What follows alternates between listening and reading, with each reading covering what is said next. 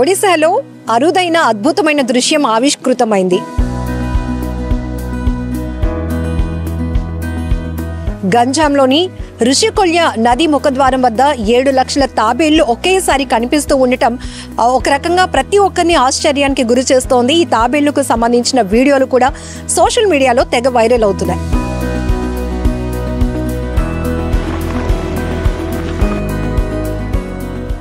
ఇప్పటికే పర్యావరణవేత్తలు చెప్తా ఉన్నారు, అంతరించిపోతున్నటువంటి అరుదైన జాతి తాబేళ్లుగా చెప్తున్న సమయంలోనే ఒకే చోట తీర ప్రాంతంలో 7 లక్షల తాబేళ్లు కనిపించడం అనేది ఇప్పుడు ప్రతి ఒక్కరిని ఆశ్చర్యానికి గురి చేస్తోంది. ఖచ్చితంగా అక్కడికి వెళ్తే బాగుండు అనేటటువంటి క్యూరియాసిటీ కూడా ప్రతి ఒక్కరిలో కనపడుతోంది.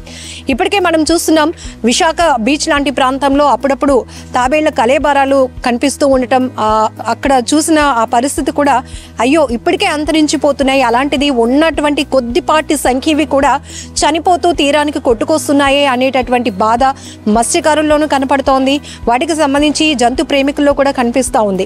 అయితే పర్యావరణవేత్తలు చెప్తున్నారు, ఇప్పుడు వీటికి రక్షణ కల్పించాల్సిన అవసరం చాలా ఉందంటున్నారు. ఈ నేపథ్యంలోనే అక్కడ అటవీ శాఖ అధికారులు, పర్యావరణ అధికారులు కూడా పూర్తి స్థాయిలో వాటికి రక్షణ కల్పించే చర్యల్లో నిమగ్నమయ్యారు. దాదాపు 7 నుంచి 8 రోజులుగా ఇవి 7 లక్షల సంఖ్యలో తాబేళ్లు ఇక్కడ గుడ్లు పెట్టడానికి వచ్చాయి. ఏదైతే ఋషికొల్య నది సముద్రంలో కలిసేటటువంటి ప్రాంతం ఉందో ఈ ప్రదేశాన్ని వాటికి గుడ్లు పెట్టడానికి అనువైన ప్రాంతంగా మార్చుకున్నాయి ఈ తాబేళ్లు. మరొక 45 రోజుల పాటు ఈ గుడ్లు పొదిగిన తర్వాత పిల్లలు వచ్చినాక వాటికి 45 రోజుల పాటు సంరక్షణ కల్పించాల్సినటువంటి టైం పీరియడ్గా కూడా అధికారులు భావిస్తున్నారు. ఈ నేపథ్యంలోనే ఆ తీర ప్రాంతంలో కూడా వేటని నిషేధించారు. మత్స్యకారులను కూడా ఇప్పటికే అలర్ట్ చేశారు.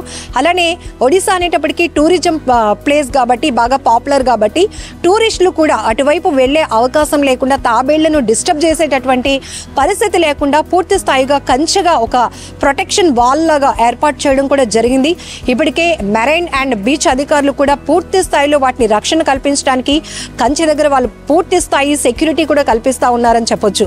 మరొక వైపు పర్యావరణవేత్తలు వాతావరణంలో చోటు చేసుకుంటున్న మార్పులు చాలా ఆందోళనకరంగా ఉన్నాయి. దాంతోపాటు అంతరించిపోతున్నటువంటి అరుదైన జాతుల్లో ఈ ఆలివ్ రిడ్లే తాబేళ్లు కూడా ఉన్నాయని చెప్తా ఉన్న నేపథ్యంలోనే ఇప్పుడు ఒడిశాలో ఉన్నటువంటి ఋషికొల్య నదీ తీర ప్రాంత సమీపంలో ఈ తాబేళ్లు 7 లక్షల సంఖ్యలో కనిపించడం, ఇవి ఒకే చోట తమ అనువైన ప్రదేశంగా అవి గుర్తించి తీరానికి రావటం అనేది ఇప్పుడు చాలా ఇంట్రెస్టింగ్ టాపిక్గా మారిందని కూడా చెప్పొచ్చు. పూర్తి స్థాయిలో మనం కూడా అంతరించిపోతున్నటువంటి పరిస్థితిలో ఉన్న వాటిని సంరక్షించుకోవాల్సిన బాధ్యత మనపై కూడా ఉంది. ఎందుకంటే ఆలివ్ రిడ్లే అనే ఈ తాబేళ్లు ప్రకృతిలో జరుగుతున్నటువంటి, పర్యావరణంలో జరుగుతున్నటువంటి మార్పులను కూడా గుర్తిస్తాయట. దాంతోపాటు తుఫాన్ లాంటివి వచ్చినప్పుడు సముద్ర వాతావరణానికి సంబంధించి మార్పులు కూడా అవి గమనిస్తాయి. దానికి తుఫాన్లు వచ్చే ముందు ఈ తాబేళ్లు కనిపిస్తాయి అనే సంకేతాలు కూడా ఉంటాయి అనేది కూడా చర్చ నడుస్తోంది. ఏదేమైనప్పటికీ కూడా 7 లక్షలు అంటే ఈ 7 లక్షలు అతి పెద్ద సంఖ్యలో ఈ ఆలివ్ రిడ్లే తాబేళ్లను ఒకే తీర ప్రాంతంలో చూడటం అనేది ఒక్కొక్కరు ఒక్కొక్క విధంగా వర్ణిస్తున్నారు. కొంతమంది అయితే యుద్ధానికి సిద్ధమవుతున్నటువంటి సైనిక దళం ఎలా అయితే చొచ్చుకొని ముందుకు వస్తూ ఉంటే చూడటానికి రోమాలు నిక్కపొడిచేలా ఉంటాయో అదే స్థాయిలో ఇవన్నీ కూడా ఒక డిసిప్లిన్గా, ఒక క్రమశిక్షణగా కనిపిస్తూ ఉండటం, తీర ప్రాంతంలో ఏదో ఒక తెరచాప పరిచినటువంటి ఆకృతిలో ఇవన్నీ కూడా చూడటానికి చాలా చూడముచ్చటగా కనపడుతున్నాయి. అలాగనే అంతరించిపోతున్న పరిస్థితిలో ఉన్నటువంటి సమయంలో ఇలా తీర ప్రాంతానికి ఇన్ని సంఖ్యలో, అంటే అతి పెద్ద సంఖ్యలో 7 లక్షల వరకు తాబేళ్లు ఒకే చోట గుడ్లు పెట్టడానికి రావటం అనేది కూడా చాలా అద్భుతమైన దృశ్యం అని చెప్పుకోవచ్చు. సో ఇప్పుడైతే మాత్రం సోషల్ మీడియా వేదికగా వైరల్ అవుతున్న ఈ వీడియోస్ తాబేళ్లకు సంబంధించి చాలా ఇంట్రెస్టింగ్గా మారింది. మరొక వైపు పర్యావరణవేత్తలు పూర్తి స్థాయిలో వీటిపైన అధ్యయనం కూడా మొదలు పెట్టారు. ఎందుకు ఆ ప్రాంతం అంత అనుకూలంగా ఉంటుంది అనేది దానిపైన కూడా కొన్ని అధ్యయనాలు అయితే కొనసాగే ప్రయత్నం కూడా జరుగుతూ ఉందని చెప్పొచ్చు. ఏదేమైనా మన పైన కూడా చాలా బాధ్యత ఉంటుంది.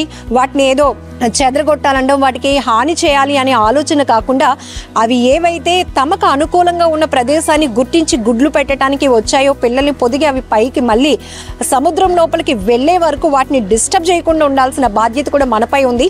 ఆ దిశగానే అక్కడ ఉన్నటువంటి అధికారులు మాత్రం ఒక కంచె అనేది ఏర్పాటు చేసి, ఒక ప్రొటెక్షన్ వాల్ ఏర్పాటు చేసి వాటిని అసలు ఎవరు డిస్టర్బ్ చేయకూడదు, వాటి పైన అవి చేసుకొని వెళ్తూ ఉంటాయి. వాటిని మనం కాపాడుకోవాల్సిన బాధ్యత ఉంది, అంతరించిపోకుండా పరిరక్షించుకోవాల్సిన బాధ్యత మనపై ఉందని కూడా అధికారులు కూడా ప్రతి ఒక్కరికి తెలియజెప్పే ప్రయత్నం చేస్తున్నారు. కెమెరా పర్సన్ శేఖర్తో లక్ష్మి, ఐ డ్రీమ్, వైజాగ్.